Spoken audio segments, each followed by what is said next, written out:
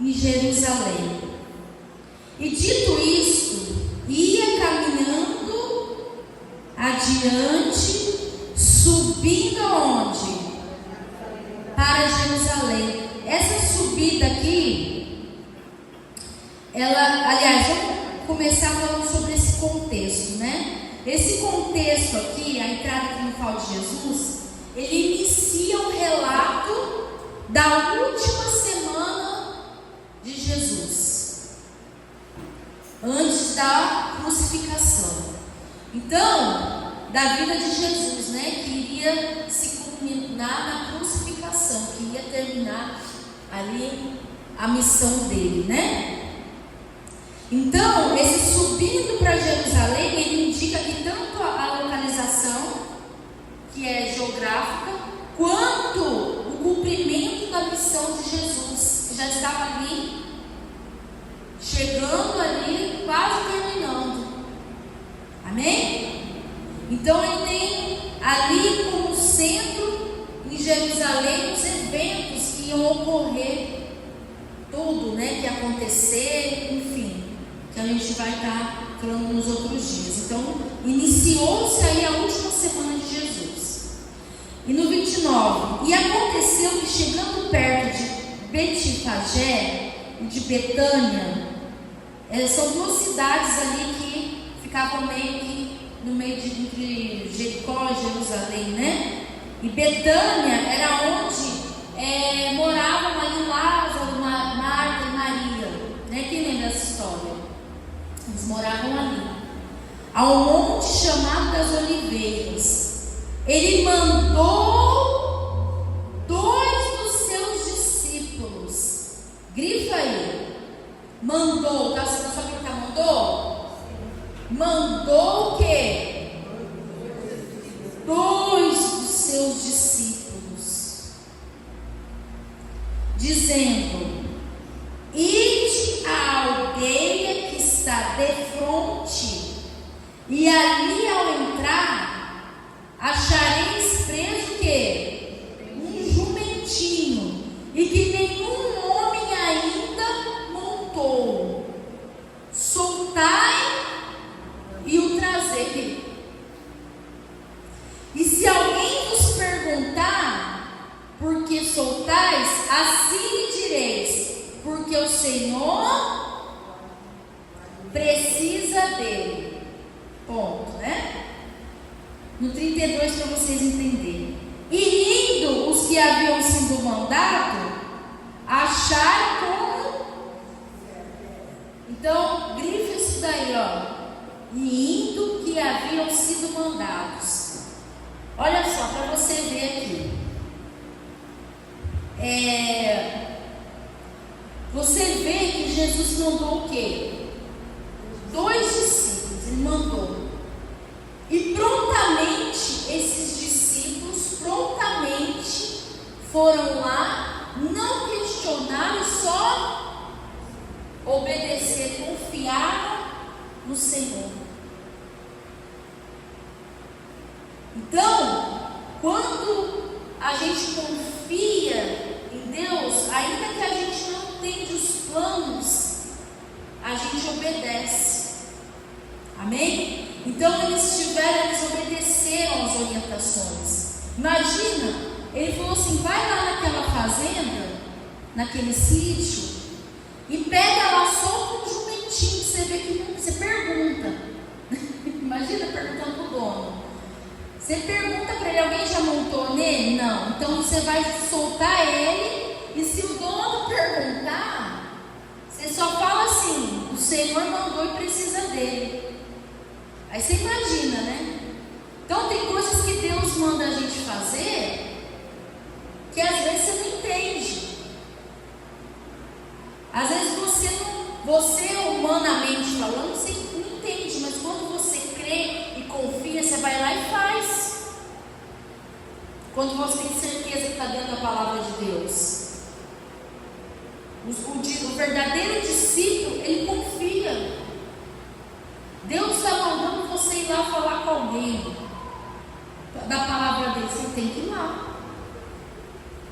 Deus está mandando você servir a Ele, Deus está, a chama de Deus está dentro de você e está mandando você servir a Ele. Você tem que ir lá.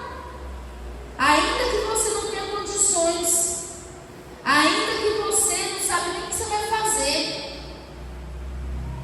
Como uma vez eu chamei aqui algumas mulheres aqui, que a gente ia fazer algo para o congresso, eu chamei ela e ela falou assim: eu vim, pastor, mas não sei nem o que eu vou fazer aqui, não sei nem o que eu estou. Sei que eu vim, eu obedeci. Condição eu não tenho, mas estou aqui.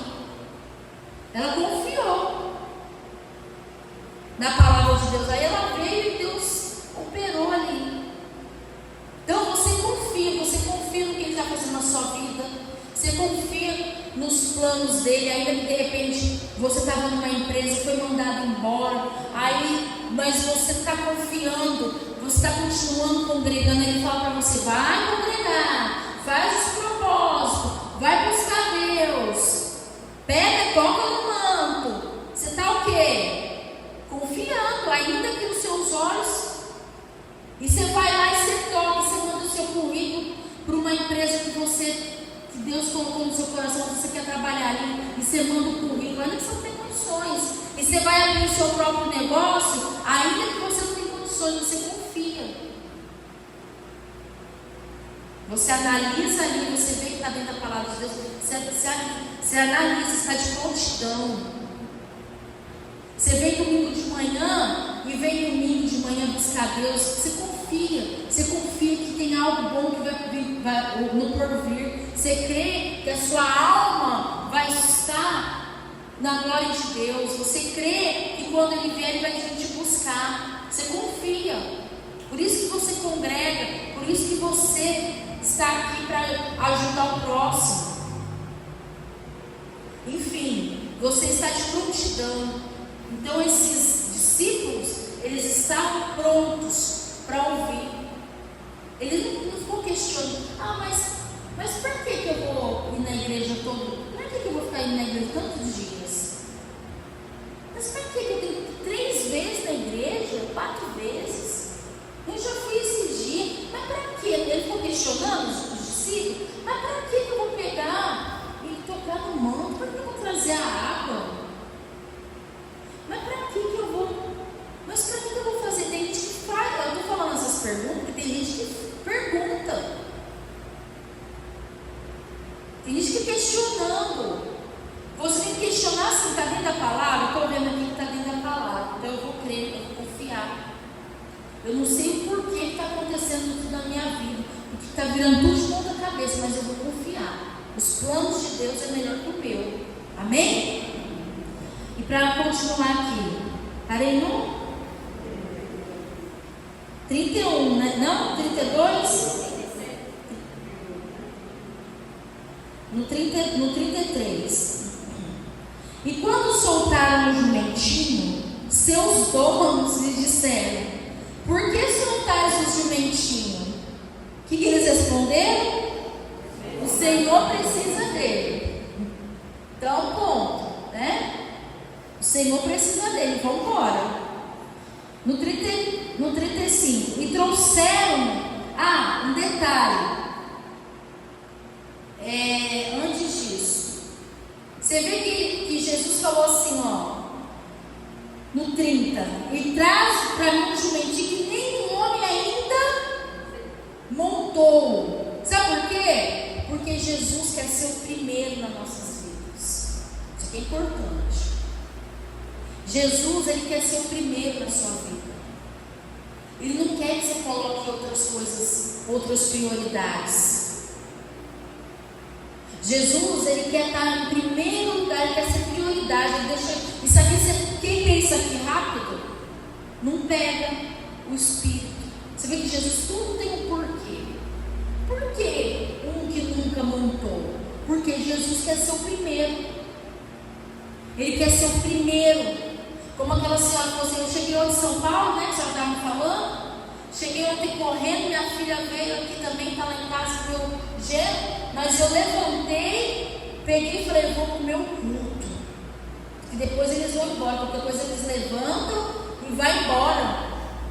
Para Ela priorizou a presença de Deus, a intimidade dela com Deus. Ela deu atenção até onde ela podia dar ali. Está aqui minha casa, está aqui a geladeira, está aqui a comidinha, está aqui a caminha arrumadinha, mas de manhã estou indo para o meu culto. Parabéns! Ela colocou Jesus em primeiro lugar. Então Jesus quer ser o primeiro em tudo. Ele quer ser o primeiro nas suas primícias que passam a sua mão. Ele quer ser de tudo aquilo que passa em suas mãos. Ele, não por causa do dinheiro, mas por causa da fidelidade e da gratidão, por causa da honra. Você está honrando, você está honrando a Ele. Você está trazendo o seu dízimo não porque Ele quer o seu papel. Para Ele isso aí não é nada, mas porque você está aqui, tirando aquilo que passa às suas mãos e honrando a Ele. Isso é honra. Isso é honra. É você priorizar os cultos. Tem que ser sagrado. Essas 2 horas que você passa aqui tem que ser sagrada. Você tem que se desligar de tudo, do celular, dos problemas lá fora. Os problemas lá fora, quando você sai daquela porta para lá, você vai resolver com aquilo que você aprendeu aqui durante essas 2 horas de culto. Então tem que ser sagrada. Você tem que estar envolvido, você tem que estar com a mente focada aqui no altar. Tem gente que ela até vem para o culto, eu fico prestando atenção, mas fica o tempo todo ligada, sabe? Pessoa ligada, fica mexendo no celular, dá uma agonia. Eu tenho vontade de ir lá arrancar, mas a pessoa está com mágoa. Eu queria soltar os leões, igual no Coliseu, vai lá e pegar. Meu Deus, dá uma vontade de derrubar, assim, devia ter aqueles radar que vai prejudicar aqui. Porque na cadeia, assim, você entra lá e eles têm, apesar que na cadeia, hoje em dia, tem até, acho que tem até um satélite lá do Elon Musk, se deixar. Mas assim, não. Quando eu morava em Presidente Prudente, lá tem 70 cadeias nas proximidades de segurança máxima. Inclusive Marcola, o Beira-Mar, os mais perigosos estão tudo lá. Consegui fazer trabalho nas cadeias lá. Uma vez eu entrei, eu saí 4 da manhã, fui até Dracena, que é longe de Presidente Prudente, para fazer o trabalho no presídio feminino, que era o mais perigoso. Quando a gente entra lá, nem as carcereiras que falam, não entram. Tem uma gaiola que você entra, elas ficam pro lado de fora, aí você entra. Quando fecha aqui, aí elas abrem a outra porta para você entrar, e elas ficam tudo lá, 2 andares, assim, enormes. E eu fui lá, saí 4 da manhã, cheguei 5 horas lá, e fiquei lá das 6 até a tardezinha lá, evangelizando elas. Então, assim, e aí quando tinha suspeita para resumir para vocês entenderem, quando tinha suspeita de rebelião, eles cortavam o sinal em 10 quilômetros de raio. Então, até a Presidente Prudente, a gente estava sem o quê? Sem celular, não conseguia fazer ligação. Na verdade, tem aqui. Aí a gente corta aqui, que aí a pessoa vai prestar atenção. Porque a pessoa está tão ligada ali que ela não consegue se desligar. O cérebro dela está no automático. Entenderam? Então, você tem que se desligar. Jesus tem que ser o primeiro na sua vida. Então eu entrei ali, deixa eu chegar mais cedo. Uma coisa que vocês têm que aprender também, eu sei que na semana é complicado, porque às vezes você vem do trabalho, tem trânsito, mas no domingo chegar o quê? Vamos procurar chegar cedo, vamos sentar com a Bíblia, chegar com calma, né? Abre a sua Bíblia, medita, e aí você vai colocar em primeiro lugar, olha, o domingo é sagrado, ele está aqui. Deixa eu preparar minha água, o meu projeto, deixar tudo organizado. Está priorizando o quê? Então eu vou continuar. E trouxeram Jesus, então lançando sobre o jumentinho as suas vestes, puseram Jesus, e indo ele, estendiam nos caminhos as suas vestes. Então você vê aqui que a gente pode aprender mais uma coisa com Jesus. Mais uma coisa, Jesus mostrou humildade. E aqui Jesus também está cumprindo a promessa lá de Zacarias. Se você depois quiser anotar, lá em Zacarias 9:9, Jesus está cumprindo a promessa que Ele é soberano e que iria acontecer, que o Messias ia entrar dessa forma, conforme foi falado lá por Zacarias, que o Filho do Homem, o Messias, ia entrar no jumentinho. Então ele tem um controle sobre todas as coisas ali. Por isso que ele está cumprindo as promessas. Ele está, mais uma coisa que a gente aprende aqui, quando ele sobe nesse jumentinho, ele está cumprindo a promessa lá de Zacarias 9:9. Então Jesus, ele tem um controle sobre a nossa vida. Quando você crê, as promessas dele vai se cumprir na sua vida. Amém? Então quando você reconhece que Jesus é o Messias, então a gente aprende aqui a humildade. Jesus sendo o Rei dos Reis, o Deus Todo-Poderoso, ao invés de ele entrar com um cavalo empoderado, como ele ia fazer alguns reis, ele entrou aonde? Num jumentinho que ninguém dá valor, que jumentinho o povo põe para escanteio, né? Mas ele entrou para mostrar humildade, para mostrar que ele não estava buscando a glória desse mundo. Porque as pessoas, ele conhecia o coração daquelas pessoas. Aquelas pessoas, elas estavam até prestando honra ali para ele. E quando ele passava, elas estendiam, né? Eles estavam estendendo ali. A gente já vai ler daqui a pouco, vai louvar. Mas ele conhecia o coração de cada um. Tem muita gente que ela procura a glória desse mundo. Ela quer a glória terrena. E eles estavam esperando que Jesus entrasse e então governasse, se tornasse um grande líder político e viesse com a guerra, detonasse os romanos e pronto, entrasse ali o rei. Mas não, ele quis mostrar ali que ele é o príncipe da paz, que ele veio para trazer o reino de Deus dentro de nós, para que a nossa alma tivesse o direito da salvação. Ele queria o arrependimento. Continuando. E indo ele, estendia o caminho às suas vestes, mostrando ali uma forma de glorificar ele. E quando já chegava perto da descida do Monte das Oliveiras, toda a multidão dos discípulos regozijavam-se e começou a dar louvores a Deus em alta voz por todas as maravilhas que tinham visto. Então é importante, só que Jesus conhecia o coração dele, porque essas mesmas pessoas que estavam ali estendendo e glorificando a ele pelos milagres que ele tinha feito, eram as mesmas que mais tarde iria crucificar.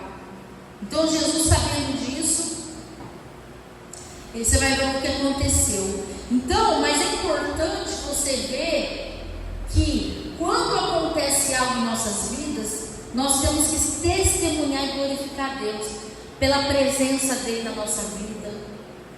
Quando Jesus entra dentro de nós, como ele entrou com a entrada triunfal, quando ele entra, nós temos que louvar Deus, a alegria, o regozijo, né? A testemunha, nós nos tornamos testemunhas vivas dele, dizendo: bendito o Rei que vem em nome do Senhor, paz no céu e glória nas alturas. Deixa eu virar aqui a página. E disseram de entre a multidão alguns dos fariseus: Mestre, repreende. Você vê que você vai encontrar na sua caminhada, na sua fé, pessoas da oposição que querem te repreender a sua fé, que querem jogar cal na sua fé, que querem ir ao contrário da sua fé, que muitas das vezes vão te desprezar, que muitas das vezes vão te perseguir no seu trabalho, na sua família. E geralmente esses opositores são aquelas pessoas que você mais considera, que você ama, porque é eles que o diabo vai usar para ser os seus opositores, para te atingir, para te repreender, para colocar obstáculo, para você não seguir glorificando a Deus, para você abortar a missão de Jesus dentro de você. Mas olha que Jesus respondeu para esses fariseus: sempre vai ter. Você vê que desde aquela época já tinha ali as perseguições dos cristãos. Olha o que Jesus falou. E respondendo ele disse: digo-vos que se estes se calarem, as próprias pedras. Então olha só para você ver aqui. Quando Jesus entra na nossa vida, nós temos que glorificar. A gente tem que falar de Jesus, porque se a gente se calar, Jesus disse que as pedras vão clamar. As pedras vão clamar. Eu vou clamar Jesus. Eu vou falar de Jesus. Eu vou falar das boas novas. Eu não vou me calar diante da glória de Deus. Você não pode se calar. Sabe, tem muita gente que vive no seu mundo. A minha prima estava até falando, de outra cidade. Aí eu estava conversando com ela pelo WhatsApp.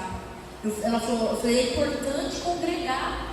Eu falei, importantíssimo. Ela falou, sabe por quê? Ela falou, estava até falando para mim, me chamaram ali para um evento, igual teve um grupo jovem aqui ontem, que foi uma bênção. Me chamaram e eu não queria muito ir, que eu gosto de estar na minha casa, eu gosto de ficar quietinha. Mas é importante a gente conviver com outras pessoas e glorificar a Deus. É importante isso para a gente parar de viver só os nossos problemas. Porque ela falou para mim assim, não, Ana Paula, a gente vive só no nosso mundinho. E ela está fazendo faculdade, ela está estudando. Ela falou assim, não, a gente vive só no nosso mundinho, resolvendo só os problemas da nossa família. Ela falou que eu estou falando isso porque eu estava dessa forma. Aí só quer resolver os problemas do filho, dos pais e dentro de casa. Só vive no nosso mundinho, só ali na nossa bolha. Deus não quer isso não. Deus quer que a gente vá lá, que a gente congregue, que a gente vá, que a gente ouça o problema do outro, que a gente fale de Jesus, que a gente ajude em oração uns aos outros. Amém? Então, quando a gente faz isso, Deus cuida da nossa família, cuida das nossas coisas, quando a gente coloca Ele em prioridade. E aqui ele fala, as próprias pedras clamarão. Se Deus usou um jumento e disse que vai usar uma pedra, então a gente tem que ser usada por Ele também. Amém? Vamos lá. No 41, lamentação por Jerusalém. Muitos falam, Jesus chorou, né? E quando ia chegando, quer dizer, quando Jesus ia chegando no jumentinho, vendo a cidade, o que ele fez? Chorou sobre ela, porque Jesus ia ouvir que ele ia ser crucificado e ia ressuscitar. Só que muitos ali não estavam entendendo quem era ele, e estavam rejeitando ele, como aqueles líderes religiosos, fariseus. Então Jesus estava ali, já sabia que essa entrada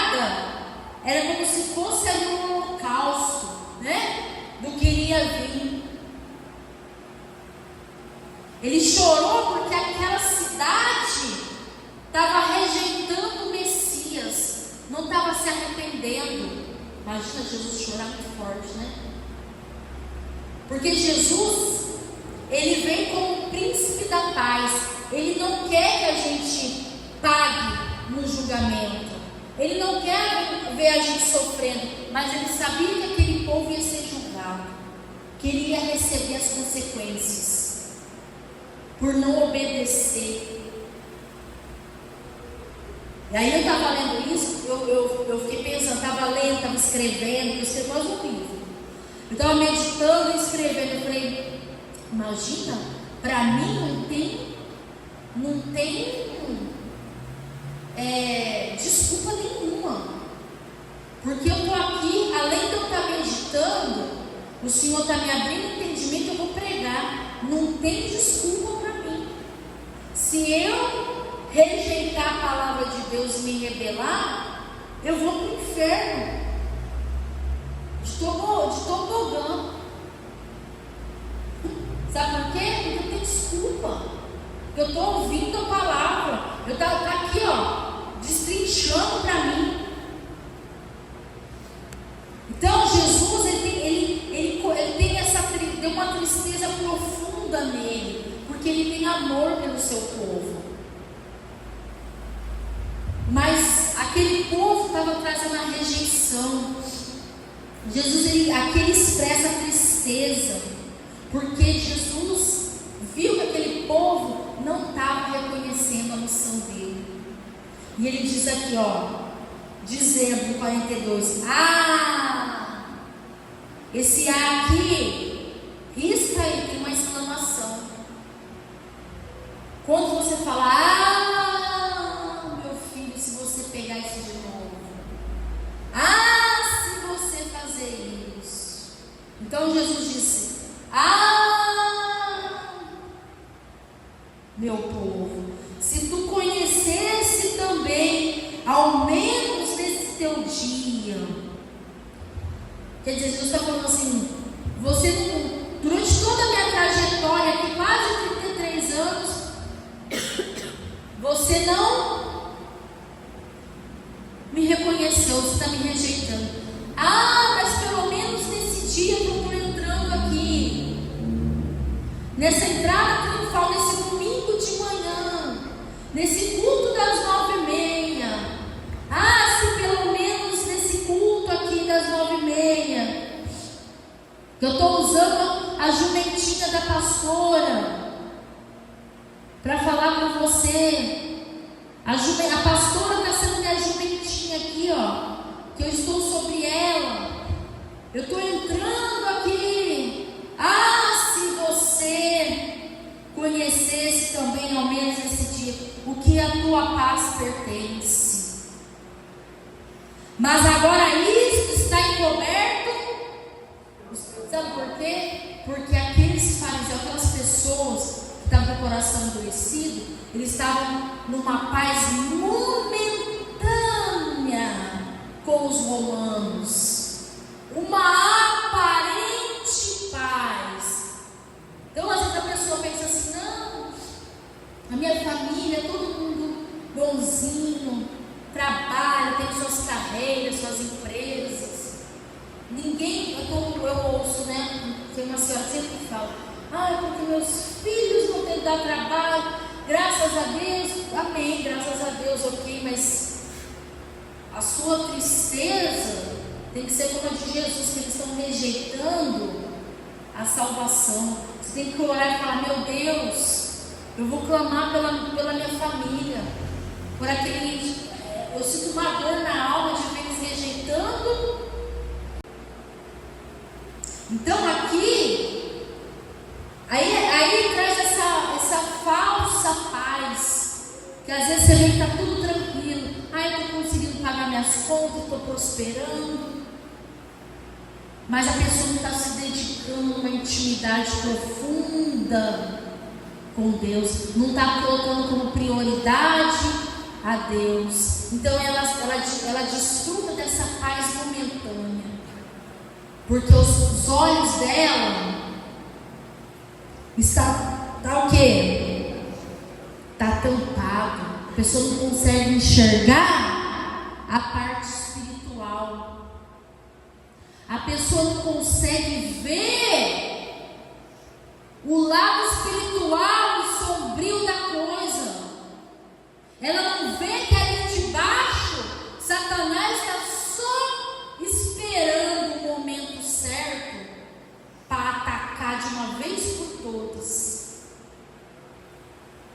E aí Jesus diz: porque dias virão sobre ti e que os teus inimigos te cercarão de trincheiras, te sitiarão e te estreitarão de todos os lados,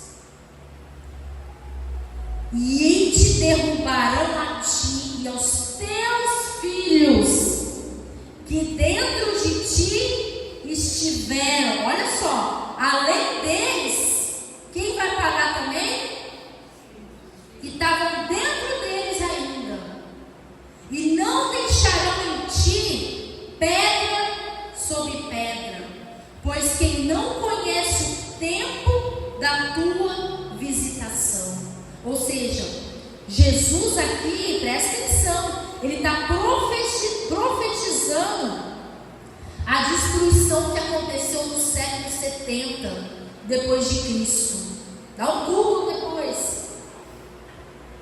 Depois disso, Jesus está falando aqui: Jerusalém, vai vir uma destruição com guerras, vai acabar com vocês, vai acabar com seus filhos, vai matar muita gente e não vai sobrar pedra.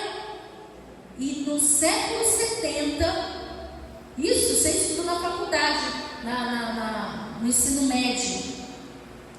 No século 70 depois de Cristo, os romanos, que estavam com aquela paz, né, tranquilo, amor e alegria, os judeus ali conversavam com os romanos, solta Barrabás e crucifica Jesus. O que aconteceu? Veio os romanos, destruíram Jerusalém, acabaram com a cidade, quebraram tudo, guerrearam, mataram, morreu muita gente. E até hoje, o que acontece com Jerusalém? Até hoje, eles sofrem o que Jesus profetizou aqui, ó. Eles não têm sossego. Eles são, se você ver Jerusalém, é um país pequenininho, uma cidade pequenininha que está ali, uma cidade pequenininha, Israel. E ali em volta do mapa, fica todos os inimigos, o tempo todo querendo o quê? Toda vez que você está lá, daqui a pouco toca lá a sirene, tem que sair todo mundo correndo, daqui a pouco cai uma bomba lá, daqui a pouco um míssil lá, destrói uma coisa, destrói outra. Está sempre nada sobrando pedra. Então aqui você vê aqui nitidamente que vai ter um julgamento. Aqui é declarado, pessoal, que nós vamos ser julgados. Assim como eles foram, porque não reconheceram o caminho, não reconheceram a visita, o tempo de visita de Jesus na terra, eles tiveram as consequências. E nós também vamos ter. Aqui está cumprindo a missão de Jesus. Aqui está falando porque eles não reconheceram a missão do Senhor Jesus. Jerusalém enfrentou e enfrenta o julgamento até hoje. Então, Jesus, ele enxerga, deve ser política, né? Jesus enxerga além dos nossos olhos. Então, aquele povo estava glorificando a boca, mas o seu coração estava endurecido. Muita gente glorifica a Deus com a boca, mas não obedece, não é obediente.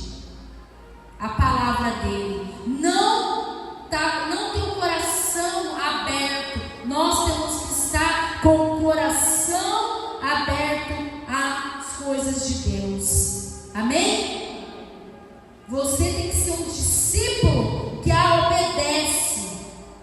Então, quando eles estavam celebrando a sua chegada, Jesus já sabia o que a cidade ia sofrer por causa do seu coração endurecido. E Jesus não quer que a gente passe por isso. Jesus quer que nós venhamos a ter o coração aberto e se arrepender de fato e de verdade. Nós temos que estar sensíveis ao chamado de Deus. Você tem que estar sensível ao chamado de Deus. Quem tem sido você? Quem tem sido eu? O que está sensível à voz de Deus ou o que está rejeitando a oportunidade de conhecer Jesus mais profundamente, a ponto de estar com os olhos tampados como estava Jerusalém, vivendo como se não tivesse o amanhã, como se a vida fosse só aqui? Porque é o que muita gente pensa, que a gente, quando morrer, acaba. Não, aí que começa. Aí que começa tudo. E as consequências de uma vida de desobediência é devastadora. Então vamos nos apegar com Deus. Vamos colocar a nossa vida nas mãos de Deus, de fato e de verdade. De fato e de verdade.